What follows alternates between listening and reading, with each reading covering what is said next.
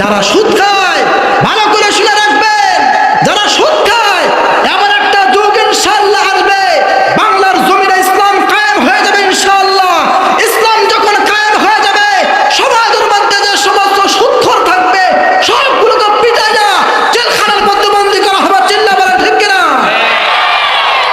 এই সুদখোর এদের ভিতরে কোনো দয়া মায়া বলতে কোনো কিছু নেই। সুদখোর কত বড় মারাত্মক জানেন? পয়গম্বর সাল্লাল্লাহু আলাইহি ওয়াসাল্লাম বলেন, আর রিবা সাবউনা হুবা আইসারুহা আইয়ানকিহার রাজুলু উম্মাহু। পয়গম্বর সাল্লাল্লাহু আলাইহি ওয়াসাল্লাম বলেন, ভাই সুদের 70 প্রকারের গুনাহ আছে। সুদ খাইলে 70 প্রকারের গুনাহ হয়। তার মধ্যে থেকে সর্বনিম্ন গুনাহ হলো নিজের মায়ের সাথে জিনা করা। নাউযুবিল্লাহ বলে, নিজের মায়ের সাথে জিনা করা। যে ব্যক্তি সুদ খায় সে যেন তার মায়ের সাথে জিনা করতেছে। নাউযুবিল্লাহ বলে। সুতরাং যারা সুদ খাচ্ছেন বুঝতে হবে আপনি আপনার মায়ের সাথে জিনা করতেছেন। যে ব্যক্তি মায়ের সাথে জিনা করে সে ব্যক্তি কি সমাজের মধ্যে সবচেয়ে সম্মানী ব্যক্তি? কথা বলেন না কেন?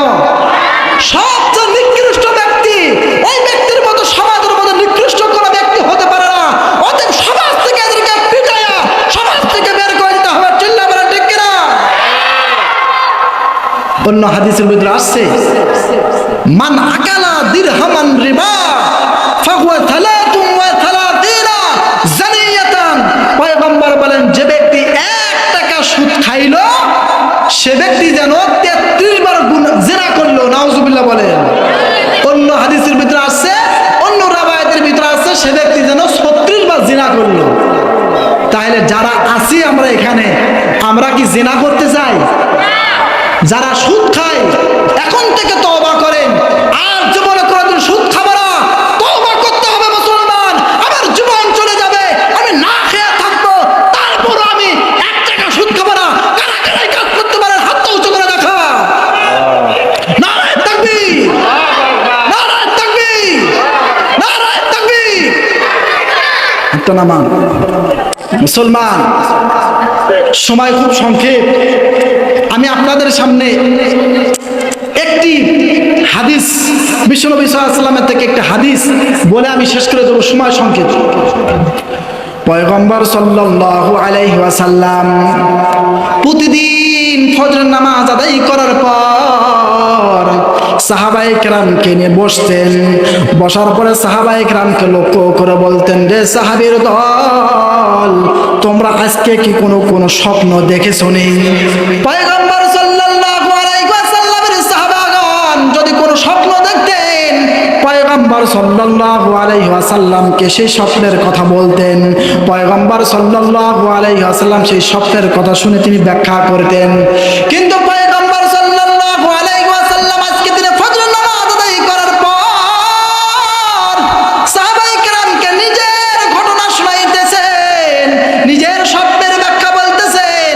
রে সাহাবীরা, ভালো করে শোনো, আজকে আমি যখন ঘুমিয়ে গেছি আমি স্বপ্নে দেখতেছি 2 জন ফেরেশতা আমার কাছে চলে আসছে।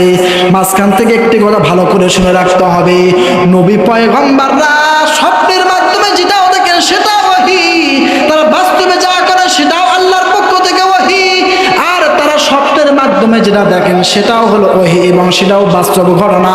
পয়গম্বর সাল্লাল্লাহু আলাইহি ওয়াসাল্লাম সাহাবায়ে কেরামকে লক্ষ্য করে বলছেন, রে সাহাবীর দল, আজকে আমি স্বপ্নে দেখতেছি 2 জন ফেরেশতা এসে আমাকে একটা জমির দিকে নিয়ে গেল, একটা ভূমির দিকে নিয়ে যাওয়া শুরু করলো। কিছুক্ষণ যাওয়ার পর একটা নদী আমাদের সামনে পড়লো। সেই নদীটা কোনো সাধারণ নদী নয়, সেই নদীটা হলো রক্তের নদী। কিসের নদী? রক্তের নদী। আপনারা মনে করতে পারেন, হুজুর আবার রক্তের কোন নদী হয় নাকি? দুনিয়ার ইমানদার আল্লাহর গোলাম, রক্তের শুধু নদী নয়, আল্লাহ পাক রব্বুল আলামিন জান্নাতের ভিতরে মুমিন বান্দাদের জন্য বিভিন্ন ধরনের নদী রাখবেন। আল্লাহ পাক রব্বুল রব্বুল আলামিন জান্নাতের ভিতরে সাধারণ সুস্বাদু পানির নদীর ব্যবস্থা করবেন। আল্লাহ পাক রব্বুল আলামিন ওই জান্নাতের ভিতরে মদের নদীরও ব্যবস্থা করবেন। সুবহানাল্লাহ। মদ মদ মদ পান করি না আজকে আমরা? মদ যারা পান করে মুসলমান শুনে রাখো, দুনিয়ার মধ্যে আল্লাহ পাক রব্বুল আলামিন মদ পান করা হারাম করে দিয়েছেন। সুতরাং যারা মদ পান করবা তোমরা আর জান্নাতের ভিতরে গিয়ে মদ পান করার সুযোগ পাবে না। আল্লাহ পাক রব্বুল আলামিন জান্নাতের ভিতরে মদের নদীর ব্যবস্থা করে রাখবেন। ইচ্ছা মতো সারাদিন ডুবে থেকে আপনি মদ পান করেন, কেউ আপনাকে বাধা দিবে না। মুসলমান সবাই আমরা একটু চেপে চেপে বসি, আর মহিলারা যারা আছেন তারা একটু চেপে চেপে বসি, সামনের দিকে এগিয়ে বসি। বলতেছিলাম মুসলমান, আল্লাহ পাক রব্বুল আলামিন জান্নাতের ভিতরে বিভিন্ন নদীর ব্যবস্থা করেছেন। জান্নাতের ভিতরে সুস্বাদু পানির ব্যবস্থা আছে, সুস্বাদু পানি নদীর ব্যবস্থা আছে। আল্লাহ পাক রব্বুল আলামিন জান্নাতের ভিতরে মদের নদীরও ব্যবস্থা করেছেন। আল্লাহ পাক রব্বুল আলামিন জান্নাতের ভিতরে দুধের নদীর ব্যবস্থা করছেন। আজকে দুধ কিনলে দেখা যায় 70-80 টাকা কেজিতে কিনতে হয়, কিন্তু আল্লাহ পাক রব্বুল আলামিন জান্নাতের ভিতরে দুধের নদীর ব্যবস্থা করেছেন। ইচ্ছা মতো পান করবেন, কেউ বাধা দিবে না। আল্লাহ পাক রব্বুল আলামিন জান্নাতের ভিতরে মধুর নদীর ব্যবস্থা করেছেন। আজকে 1 কেজি মধু কিনলে দেখা যায় 1 থেকে 1,500 টাকা পর্যন্ত লাগে, কিন্তু আল্লাহ পাক রব্বুল আলামিন জান্নাতের ভিতরে মধুর নদীর ব্যবস্থা করেছেন। সারাদিন মধু পান করবেন, কেউ বাধা দিবে না।